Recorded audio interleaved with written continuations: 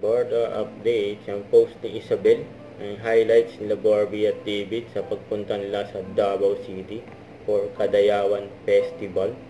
Ay, nakasaya ang Barda dyan.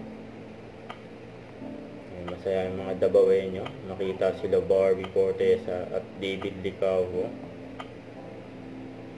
Ang dami pang tao. Gusto makita ang Barda. Kami ni Barbie. Grabe! Interview sa Barda. Paano nga kung ipakakasal ka kay Ate Teresita, paano na si Adelina, Hiroshi?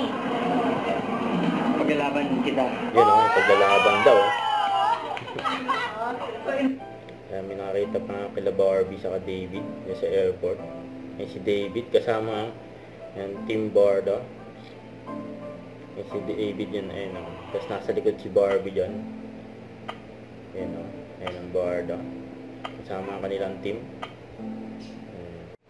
Huwag kalimutan mag-subscribe, click ang notification bell para ma-update ko ang future reaction vlog. Bye guys, thank you for watching.